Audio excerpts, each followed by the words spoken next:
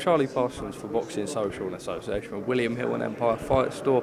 Long time no see, always good to be back with Mr. Spencer Oliver. How are you, mate? Charlie, I am really well, mate. Just that chocolate croissant, actually, just checking that I ain't got nothing in the sides of my mouth. Like, do you know when you eat them? Do you know when you eat them though? You get like little bits of chocolate and shit in the side of your mouth, don't you? But yeah, no, I'm all good, mate. All good. You?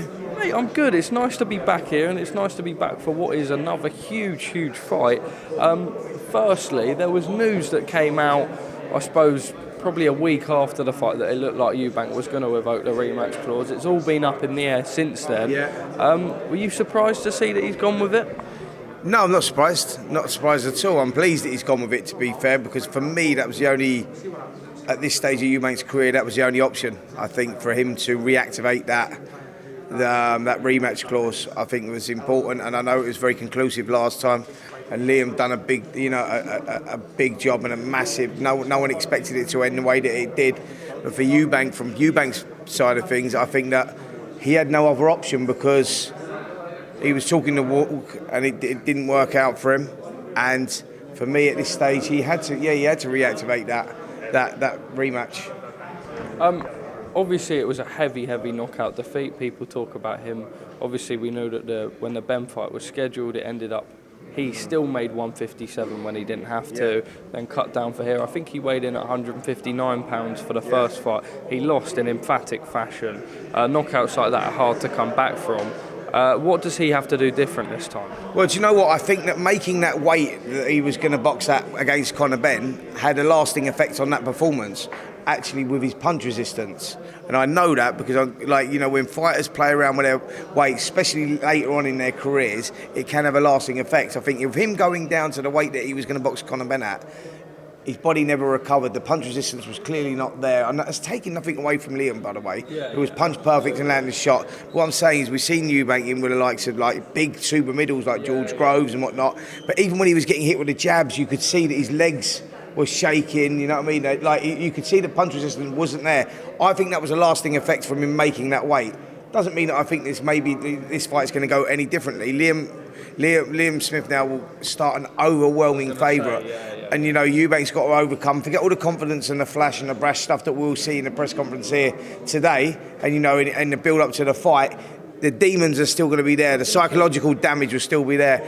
That's the thing. Will he be able to overcome that? Because that was an incredible performance by Smith last time. Were you surprised at the game plan? I was in the car yesterday speaking to Jamie Cox, who obviously was previously part of that super middleweight super series, and he, the way that Eubank boxed the first time just seemed like it was all wrong. When he was coming out of the clinch, Smith was always going to get tight on him. But he was sort of leaving with his chin quite high up in the air. Does he have to almost box a completely different fight here as well? Well, I think he was sort of reminiscent of Roy Jones in some points and everything else. And when he was coming out too relaxed, too switched. Like Smith is one of those guys that likes to jump on you, man. He loves being on the inside. That's where he's good, in the trenches and working short. Eubank went in there maybe overconfident, with his performance and the way that he showed that. He looked too relaxed. He wasn't thinking about what was coming back when he threw the shots. He's got to change all that. He's got to switch all that around, because as he learned in that fight, Smith's great at defense and offense at the same time. He'll defend and then come straight back. He's thinking about he's thinking about offense all the time. He's thinking about three moves at once. So people that don't understand boxing won't understand. A lot of fighters will be thinking about either offense and just throwing the shots, or defense. What Smith does well is he combines it all together. So it's like he's thinking 3 moves ahead the whole time. And I think that's where the fight was won and lost to him against Eubank, because Eubank was just sort of relaxed and he was moving around. And then he would throw a couple of shots, but switching straight off. And you can't do that, mate. You can't do that against, in a world-class fight, against world-class opposition, sorry. And that's exactly what Liam Smith was. There was a lot of doubt around Smith and what he had left at this stage of his career and whatnot. And I think he proved on that night that he's still very much world class. Eubank had no option to reactivate this rematch clause because of the dramatic fashion that it finished. The Conor Benn fight was being discussed for Abu Dhabi on June 3. I don't know whether that still is the provisional date now, or what's going on there. Obviously, there was a lot of money in that fight as well. It seemed like Eubank was torn between the two fights. Do you believe that perhaps what's come out with UKAD last week has maybe sort of led him with no other choice than to take this fight, perhaps? Well, I think he's at the stage of his career where he goes, right, if I don't reactivate this rematch clause, if I don't go into this fight now, the uncertainties surrounding Conor Benn, and it looks doubtful with Conor Benn at the moment because of this Wilder now, saying that he's got a suspension at the moment whilst they sort it out globally. So we don't know when he's going to be able to fight again or not. And if he's found guilty, how long's the ban going to be for? Do you know what I'm saying? It could be 2 years, could be 4 years. So I don't think that Eubanks wanted to risk hanging around for that, but miss this fight. So he's made that decision to go back into this fight, which was the right decision. With the Conor Benn situation, that shit needs clearing up before he moves on with his career. So thankfully now we're going to get closure on it because the situation seems to have moved on a bit. Do you think because of the family rivalry and the way it was built last time that there's a chance that regardless of the outcome of the fight here, even if Chris Eubank loses, that he could still go and fight Conor Benn in a retirement fight? Possibly, but it depends how long the ban is, doesn't it?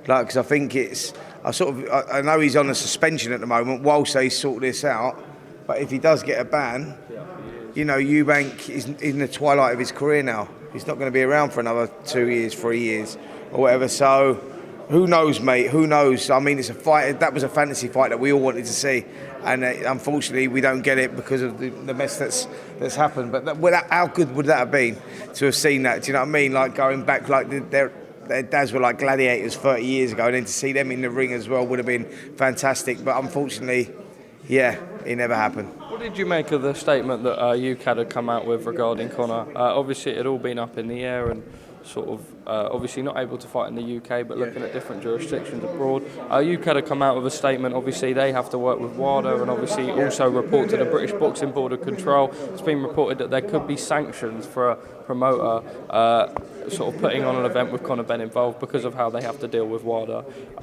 repercussions, etc., in sanctioning events here and putting on events here.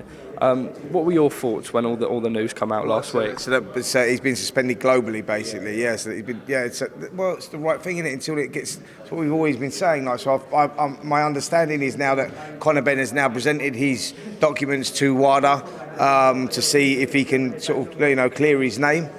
Fuck me, should have done that ages ago if that was the case. Do you know what I mean? I don't know the ins and outs of it, but all I'm saying is, from where we was all at, it's going, mate, if you've got the evidence to prove your innocence, fucking present the documents. So why he was taking so long around that and then going around blaming everyone else was like a little bit weird. But hopefully we'll get some closure on it now and see how it all turns out. The final message on this fight, someone put out a tweet the other day about Liam Smith sort of, when you look at his career, his last 4 fights and the way he's managed to rebuild himself into this position now where he is a pay-per-view star, certainly is in this fight and goes into this fight as a massive favourite. What a massive transformation, and also proof that you can never really write someone like Liam Smith off, especially that Smith family who just keep producing incredible fighters and just incredible performances. Absolutely. Listen, Charlie, this is the beauty of this sport. Do you know what I mean? Always expect the unexpected. Like you say, a couple of years ago, people thought Liam Smith was finished at top level. The Smith family, they've just been unbelievable ambassadors for the sport of boxing, in this country. I mean, they're an iconic family of all delivered on all levels. Each brother has had their massive successes. And, Liam's still flying that flag. Callum's still going as well. I mean, it's going to be a long time before we get another family of 4 brothers that box like that, if ever. Not in our lifetime anyway. So enjoy it while it's here, man. And Liam has proved that, like, in that last fight, he looks as good as I've ever seen him. You know what I mean? Like, he was just like, you saw when he come out for that last fight when we was in Manchester, I was like, as soon as I saw him do that ring walk, I was like, fuck, he's going to be hard to beat. He was so focused, mate, and he was just like, he was fighting like he's fucking, like, he had everything on the line. That was, it was an incredible performance. Like I say, it's now, we go into that one where I actually chose Liam Smith to win that fight. I thought his experience was getting through that. I was one of very few that chose him to win that, but I was like, this is going to be tight, man. You know what I mean? You're thinking about this. Now he's an overwhelming favourite going in. It's like the way the sport is. It's mad how things change. Hindsight's incredible, isn't it? Absolutely, man. Like, one fight, you're only as good as your last fight, and you're going off that last performance. Eubanks looked fragile. Punch resistance wasn't there. Like, there was a lot wrong with it in his performance. Tactically, he had it all wrong, and Smith had it perfect. So going into this one, he's going to start a huge favourite.